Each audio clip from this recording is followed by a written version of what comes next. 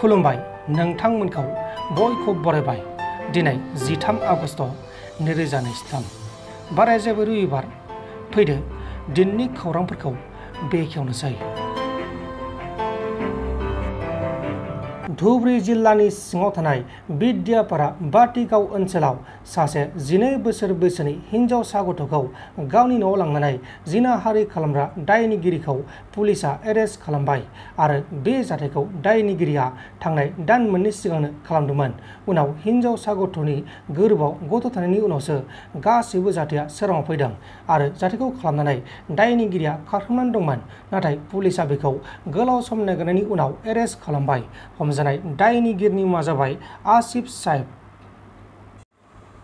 फिसाजोआ बिफाखौ बुथारनांबाय। फिसाजोआ गावनि बिफाखौ बुथारनो गोसो गैयामोन, नाथाय सहायनो हायैयाव बुथारनांगौ जाबाय। चन्डीगढ़नि किसानगढ़ मानि माजरायाव सासे 19 बोसोर बैसोनि सिख्लाया गावनि असे बिफाखौ बुथारनानै पुलिसजों एरेस्ट खालामजादों। थैनाय बिफाया जौ लोंनानै गावसोरखौ बिमा, गाव बिनानाव आरो फंबायखौ बुनानै इनाय खालामबाय थायोमोन। बेनिखायनो गिदिरसिन फिसाजोआ सहायनो हायैयाव बे जाथायखौ खालामदों आरो खालामखांनानै गावनो पुलिसनि आखायाव गावखौ गथायदों। बुथारग्रा फिसाजोनि मुङा जाबाय आशा। दा बे जाथायनि सायाव पुलिसआ गावसोरनि खामानिखौ मावगासिनो दङ।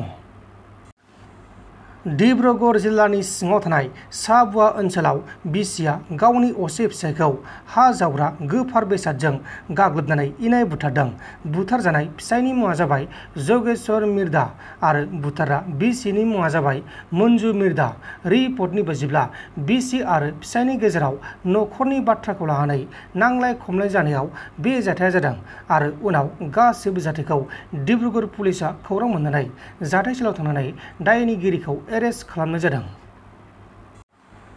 आसामाव साइबार क्रिमिनेल सोलिगासिनो दङ। नगाव जिल्लानि सिङाव थानाय नगाव टाउनाव पुलिसआ गोख्रों सिग्रोमनानै साइबार क्रिमिनेलजों लोब्बा थानाय 3 दायनिगिरिफोरखौ एरेस्ट खालामदों, नाथाय गुबुन सासे दायनिगिरिखौ एरेस्ट खालामनो हायाखै मानोना बे दायनिगिरिया खारखोमालांदों। हमजानाय दायनिगिरिफोरनि मुङा जाबाय आनार उद्दिन आहमेद, इलियास आहमेद आरो आसरारुल इस्लाम। बिसोर फरायसाफोरनि नंखाय डकुमेन्टस लानानै आयेननि बेरेखा खामानि मावबोगासिनो दंमोन, लुथिबोगासिनो दंमोन आरो बिसोरनिफ्राय गोबां बेरेखाफोर बोखांनो हादों। जिनाहारि खालामग्रा दायनिगिरिफोरखौ 4 मुस्लिमफोरखौ फासिनि थाखाय गोख्रों दाबि खालामदों एबसु आफादा। 4 मुस्लिमफोर जायबा जोंनि बर' हारिनि 13 बोसोर बैसोनि सासे हिनजावसा गथ'खौ जिनाहारि खालामबोनानै 2 दाननि गोरबोआव गथ' दोनदोंमोन आरो बे गथ'खौ बे समाव आर.एन.बि सिभिल हस्पिटालाव फाहामथायगासिनो दङ। जोबोद दुखुनांथाव आरो दा बेनि सायाव जोंहा एबसु आफादा बिसोर 4 दायनिगिरिफोरनि मुङानो जाहैबाय आशराफुल आली, बलटिफ हक, दिलदार आली शेख आरो खैरुल आली। बिसोर 4नि मुसुखा बानायनानै सावनानै एबसु आफादा बिसोरखौ फासिनि थाखाय गोख्रों दाबि खालामदों। बिटिआरनि गाहाय खुंगिरि प्रमद बर' बिथाङा दरं उदालगुरि लकसभा बियाब जानायाव गोजोननाय मोनाखै। नुनो मोनदों आरो बेवहाय सा नायनायाव जोंनि जि गासै 15 कनस्टिटुवेन्सि जानांगौमोन बेखौ नुनो मोनदों आरो लोगोसे उदालगुरि जि कनस्टिटुवेन्सि जोंहा पार्लियामेन्ट बिनि मुंखौ दरं उदालगुरि नुनो मोनदों आरो बेवहाय जोंनि दाबिया उदालगुरि जानांगौ होननानै जोङो दाबि दैखांदोंमोन आरो गेजेराव बेखौ भैरबकुन्द जानांगौ होननानै केबिनेटआ होनाय नुनो मोनदोंमोन। नाथाय जों लुबैदोंमोन जे उदालगुरि बा भैरबकुन्द जायोबाबो उसुबिदा गैया, नाथाय बियो सोलायनांगौ। नाथाय दा बेखौ नुनो मोनदों आरो जों बेखौ बारा गोजोनाखै। बिनि अनगायै गासैखौबो बबे कनस्टिटुवेन्सियाव बोरै जाखो बोरै जाया जोंनि अजद होनाय बा जोंनि दाबि खालामनाय रायजो राजाफोरनि अजद होनाय दाबि खालामनाय बे गासैबो बिथिंफोरखौ बोरैहाय इलेक्सन कमिसना नायदों बेखौ डिटेल्स नायनायनि उनावसो मिथिगोन आरो बे गासैखौबो डिटेल्स नायनानै गाबोन बा समफोर आङो नोंथांमोननि सिगाङाव मोजाङै बुंनो हागोन जे बे एन्टियार डिलिमिटेसन प्रसेसनि फाइनाल ड्राफ्टआव जों लुबैनाय बायदि गासैबो जाजोबना जाजोबाखै। नाथाय जोंहा जे 15 कनस्टिटुवेन्सिया फुल्लि बिटिसिआव मोनबाय, बिनि गेजेरजों फैबाय थानाय समाव जोंनि काउन्सिला आरोबाव गोख्रों जागोन बेखौ जोङो बुंनो हायो आरो पलिटिकेलि बेसेबा गिदिर मोनसे फेक्टर जागोन आसाम एसेम्ब्लियाव बेखौबो जोङो बुंनो हायो जुदि लकसभाया मोननै जानायमोनब्ला अब्ला जोंनि आरोबाव बियो मोजां जागौमोन आरो लकसभायावबो थांनानै जोंनि ओनसोलनि जौगानाय जोंनि ओनसोलनि जेंनाफोरखौ सानै एमपिया मोजाङै बेखौ प्लेस खालामनो हागौमोन दा खाथियाव जोंहा रिडेलिमिटेसन दङ 2026 नैबेयाव जिखिनि थालांगोन बेखिनिखौ जोङो 2026आव जेरैखि जाया जोङो बेखौ लाबोनो थाखाय नाजानांगोन आङो बयखौबो साबायखर बावो जोंनि गोबां आफादफ्रा दुलाराय बर' फरायसा आफाद आरो गोबां आफादफ्रा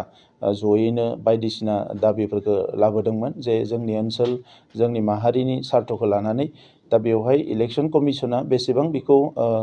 गासैनि इन टटेलिटि बेसेबां बेखौ एक्सेप्ट खालामदो बा मादो बेखौ डिटेल स्टाडि खालामनायनि उनाव बुंनो हागोन दा बेनिखायनो आङो दिनै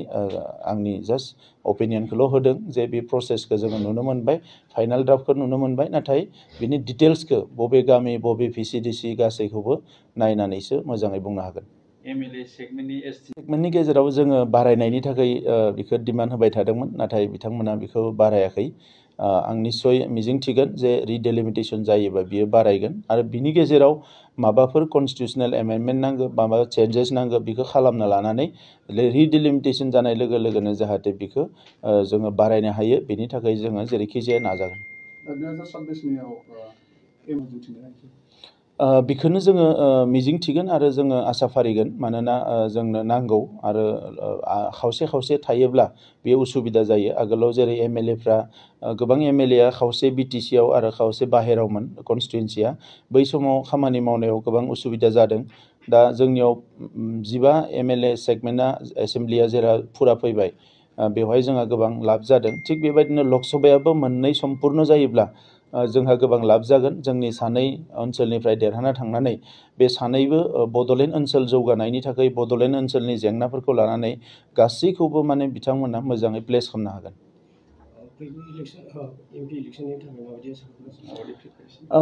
लकसभा इलेक्सननि थाखाय जोङो रेडि जानानै दङ आरो बेवहाय जोंहा मोननै जि लकसभा सिट जागोन बेवहाय एलायन्स हिसाबै मोनसे सिटखौ बिजेपिआ गेलेनाय आरो मोनसे सिटखौ इउपिपिएलआ गेलेनाय बेबायदि जों साननानै दङ दासिम नाथाय बेखौ जों फाइनाल खालामाखै जोंनि हान्जानि गेजेराव जों फाइनाल रायलायगोन आरो एलायन्स टिमनि गेजेरावबो बिजेपि एजिपि आरो इउपिपिएलनि गेजेरावबो रायलायगोन आरो फैबाय थानाय लकसभा इलेक्सनखौ लानानै इउपिपिएलआ जोङो प्रिपेयार दङ बेवहाय जेबो उसुबिदा गैया आरो नैबे फैबाय थानाय लकसभा इलेक्सनखौ जों मोजाङैनो देरहानो हागोन खारन बेवहाय अपोजिसन होननाय बिरोधि होननाय जेबो गैया जाय अपोजिसन बिथांमोना दिनै एफा एनै बायदिसिना खोथाफोरखौ बुंबाय थादों खिन्थु फिल्डआव आसलते बिथांमोनखौ रायजोफ्रा रिजेक्ट खालामबाय रायजोफ्रा बिथांमोनखौ नागारबाय दा बे नैबे समा इउपिपिएलनि सम जोंनि जि जौगानायनि खामानि मावनाय बड'लेण्ड ओनसोलाव गोजोन फैनाय फरायसानिफ्राय लानानै आबादारि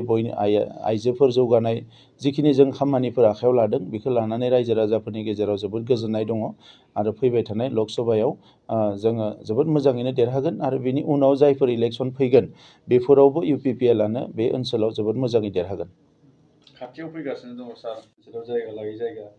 जिनाहारि हत्या बायदिसिना थासारिया बेरखांबाय थादों बे बिथिङाव मा फोरमायनो सानो 15 आगस्टआ फैगासिनो दङ बेनि थाखाय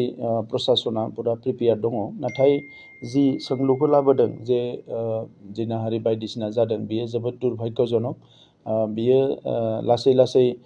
सुबुं समाजा सोदोमस्रिया सोलायनाय लोगो लोगोनो बियो मोजां जानांगौमोन नाथाय खायसे दुथां सुबुंफ्रा बिथांमोननि साननाय हनायखौ सोलायाखै दा बेखौ लानानै जोंबो जोबोद सिरियास आरो प्रसासनजोंथ' रायलायदोंआनो बिनि बादैबो जोङो दल संगठनफोरजों रायलायनानै बे गासैबो जेंनाफोरखौ जाहाथे सुस्रांनो हायो लं टार्माव माखासे सल्युसन लाबोनो हायो बिनि थाखाय ससियेल सिस्टेमजोंबो माखासे गोख्रोंसिन रल लानो थाखाय जोङो हाबा मावगोन नोंथांमोन दिननि खौरांफोरा बेखिनिल'मोन बेखिनिसिम नायनायनि थाखाय नोंथांमोननिसिम रोजा रोजा साबायखर गोजोन्थों एसेनोसै जय बर' हारिनि